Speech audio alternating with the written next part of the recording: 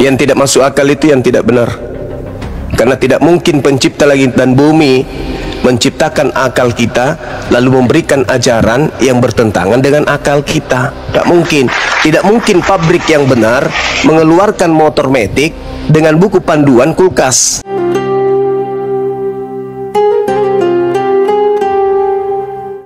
Ngapain? Ya, lanjut. Saya dari GKI ya, dari Maranatha. Saya Kristen. GKI Gelora Bung Karno atau apa maksudnya? Ya, saya mau Gelora Bung Karno GBK Guruda. Oh, tenang aja. Gini Bang, di GKI sama di Katolik sama di ya agama Islam tuh Tuhannya berbeda-beda ya. Kalau iya, di jelas berbeda. Percaya kepada Tuhan Allah, percaya juga kepada Yesus Kristus. Di Katolik percaya kepada ibunda yaitu perempuan suci sama percaya kepada Tuhan Yesus. Dan di Islam percaya kepada Muhammad dan kepada Allah. Yang betul, yang suci di antara agama-agama ini yang mana? Coba yang masuk akal. Yang masuk akal yang benar. Yang tidak masuk akal itu yang tidak benar. Karena tidak mungkin pencipta langit dan bumi menciptakan akal kita lalu memberikan ajaran yang bertentangan dengan akal kita. Tidak mungkin. Tidak mungkin pabrik yang benar mengeluarkan motor metik dengan buku panduan kulkas. Ya, bukan pabrik yang benar ya. Itu memang keyakinan berbeda-beda agama gitu. Iya. Bukan. Anda kan bertanya mana yang benar? Yang benar yang masuk akal. Yang masuk akal itu adalah pabrik mengeluarkan buku produk berupa kitab suci, di mana buku itu tidak bertentangan dengan produk akal. Kalau ada kitab suci, buku panduan bertabrakan dengan produk akal, berarti pabriknya itu pabrik rusak. Itu bukan Tuhan. Tuhan yang maha benar, Tuhan yang maha mengetahui telah menciptakan akal manusia dengan dimensi yang tak terukur akan kebenaran akal itu, kemudian mewahyukan kitab suci yang selaras dengan akal yang diciptakan oleh Tuhan. Siapa yang menciptakan akal Anda? Ya, saya diciptakan oleh Tuhan. Nggak usah sebut nama Tuhan dulu, Tuhan secara umum saya dulu. Akal Anda diciptakan oleh Tuhan. Tuhan yang menciptakan akal Anda itu maha tahu atau tidak maha tahu? Ya, dia maha tahu. Oke, maha tahu. Terus Tuhan ini membuat aturan-aturan kepada manusia berupa kitab suci, betul? Iya, benar. Akankah Tuhan yang maha tahu ini tidak mengetahui kemampuan akal manusia, sehingga untuk membaca dan memahami kitab suci tersebut akal harus akal-akalan? Ya, atau dibilang hikmat manusia, akal manusia dan hikmat Tuhan itu berbeda ya saudara. Lah, kalau begitu, hikmat Tuhan tahu nggak standar kemampuan akal manusia? Tahu nggak? Ya, tahu ya. Tahu. Kalau Tuhan tahu standar kemampuan akal manusia, lalu kemudian memberikan petunjuk buku yang tidak dimengerti oleh akal manusia yang dia sudah tahu sendiri standarnya, itu Tuhan atau hantu? Gimana ya Bang Suma? Sekarang begini Bung, Anda melihat seorang bayi. Seorang bayi tidak memiliki gigi. Datang ibunya memberikan dia makan kacang telur. Ibu ini bodoh, sinting, atau gimana menurut saudara? Ya, yang saya tanya tentang ketuhanan ya Bang Suma. Tunggu sabar dulu. Kita berbicara mengenai aspek kebenaran dulu. Seorang ibu yang tahu apa yang dibutuhkan kemudian oleh si bayi, akankah memberikan bubur atau memberikan kacang?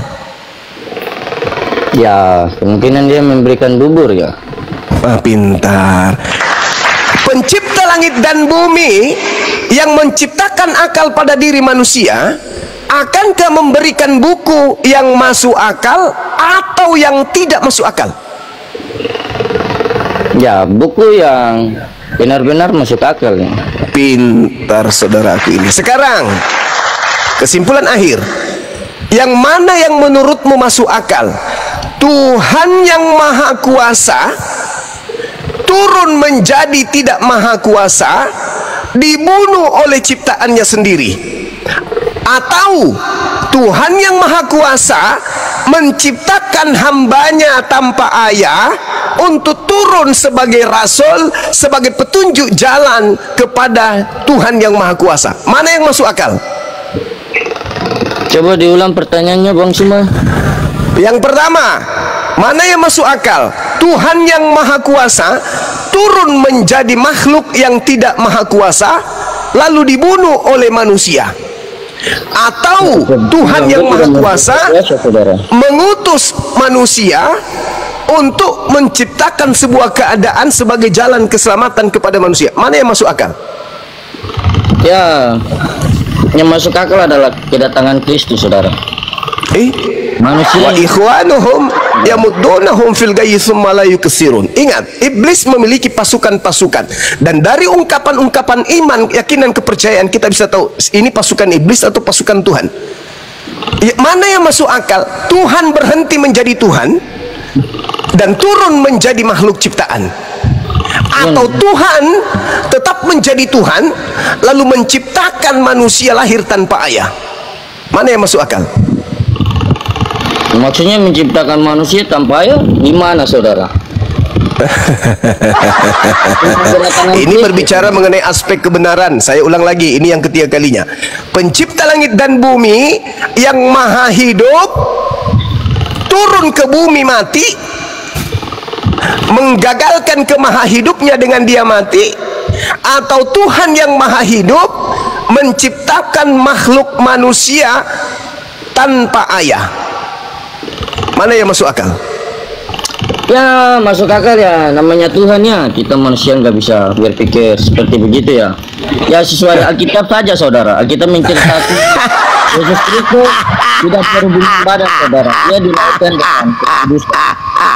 Dari rahim Bunda. Berarti menurut Tuhanmu, menurut Tuhan, menurut kamu, Tuhan itu tidak maha tahu. Sampai manusia dibuat jadi bingung. Hei, berarti Tuhanmu itu tidak maha tahu sampai kau bingung. Kita orang GKI percaya kepada Yesus Kristus ya, dia manusia yang tidak berdosa, dan kita percaya kepada apakah dia Tuhan pencipta langit dan bumi? Saudara. Apakah dia Tuhan pencipta langit dan bumi? Iya, benar sekali. Berarti Tuhanmu tidak maha tahu.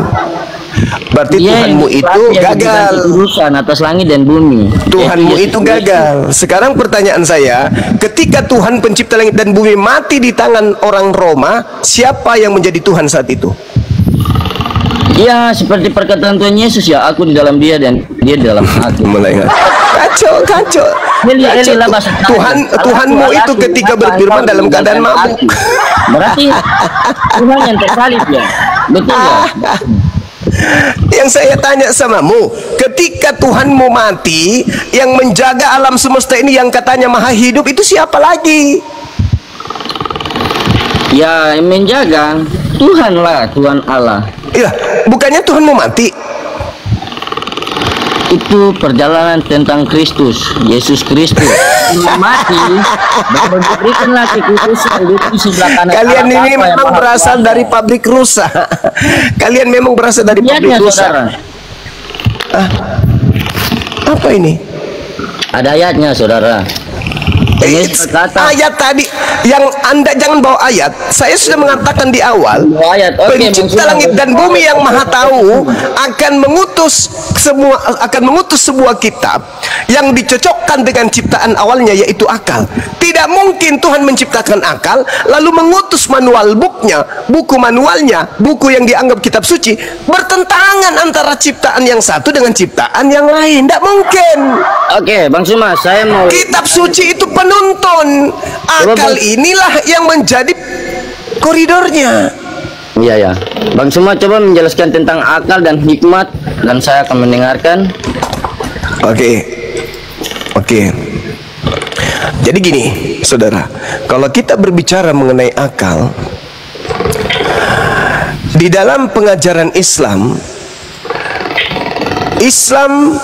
mengakui bahwasanya satu-satunya agama yang menemukan akal di dalam eksistensi keagamaan itu hanya Islam.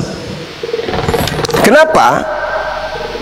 Karena hanya Islamlah yang menggerakkan kemudian manusia untuk memahami sebuah keadaan di mana keadaan itu memiliki kebenaran secara mutlak.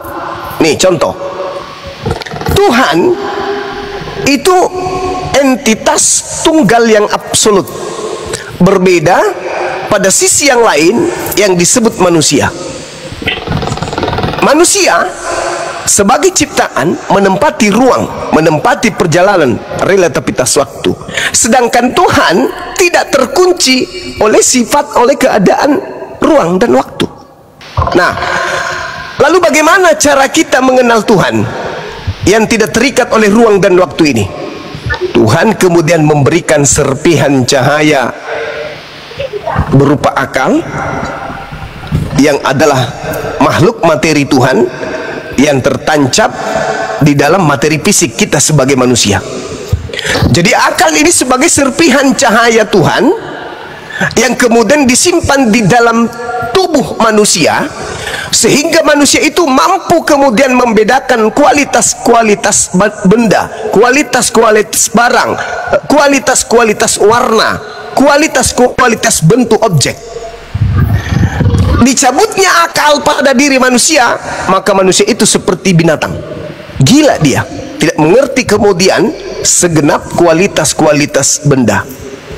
Kenapa kita bisa membedakan ini tinggi, ini rendah, ini hitam, ini putih, ini salah, ini benar? Karena serpihan cahaya Sang Yang Maha Mengetahui dititipkan sebagian di kita. Itulah yang disebut akal. Jadi akal ini, sekali lagi saya katakan kepada saudara, serpihan dari kualitas cahaya yang dimiliki oleh Allah, sehingga ketika akal itu tertancap pada diri kita, kita mampu membedakan mana yang benar, mana yang salah. Akal mengikat kita sebagai manusia dalam realitasnya sebagai ciptaan. Manusia sebagai ciptaan Tuhan mampu kemudian menciptakan kebenaran-kebenaran yang selalu bertumbuh secara dinamis dalam kehidupan kita sehari-hari.